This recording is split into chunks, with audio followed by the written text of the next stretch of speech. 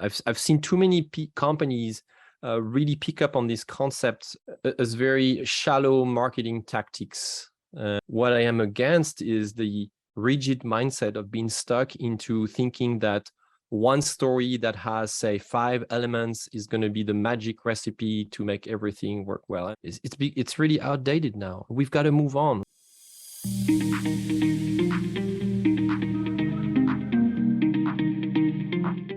And that's why my book Strategic Narrative tries to explain, and I do that visually because I represent alignment with arrows. But we overall go in a direction that feels like, okay, there is synchronicity here and there is congruence. I agree with you. What kind of decisions do you make when it comes to sourcing material, place A or place B? And you're confronting with tough choices.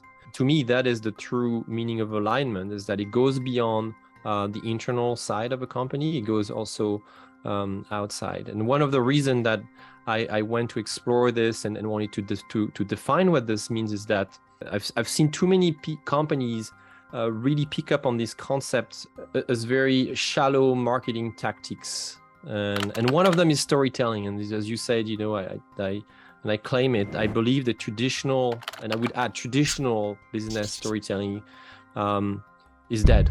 Yeah, I do believe that. And what do I mean by this? I mean by this that it's like we discovered, about 10, 15 years ago that, yeah, look, guys, there is storytelling and it's going to help us create our marketing and it's going to help us sell more stuff. That's really what it sounds like. And it sounds like all of a sudden, business storytelling became the new branding, the same thing, but just with a new buzz term. And storytelling is so much more than this.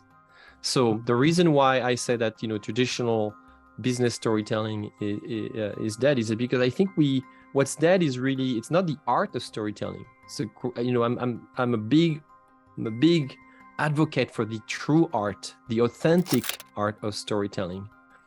What I am against is the rigid mindset of being stuck into thinking that one story that has, say, 5 elements is going to be the magic recipe to make everything work well. And that's what most business storytelling books you will pick up at a online bookstore will try to tell you. Hey everyone, it's Mick Spears from the Leadership Project, where we empower leaders with all of the knowledge and skills that they need to create amazing teams and amazing workspaces. If you're liking today's video, please don't forget to hit like, subscribe, and the notification bell. Back to the show. I did extensive research on this. For those who can see us on video, they're here right behind me on my bookshelf.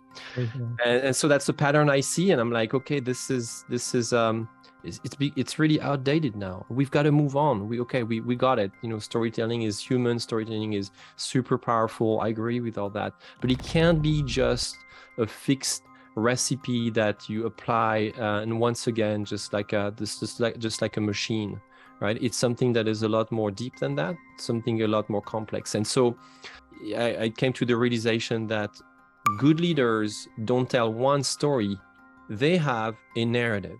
And there is a difference here. People will gladly pay for a story. Yeah, you can buy a book, you can go watch a movie, or you can go on somebody's website and you'll buy into, a story that a brand wants to tell you. You can buy into this.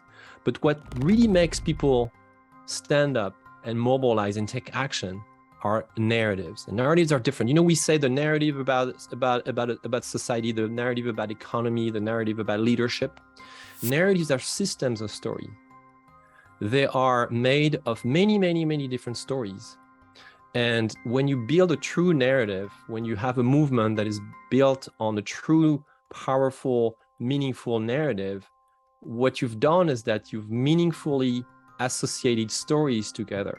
For instance, you came to explore the origin of how your company started and why it started.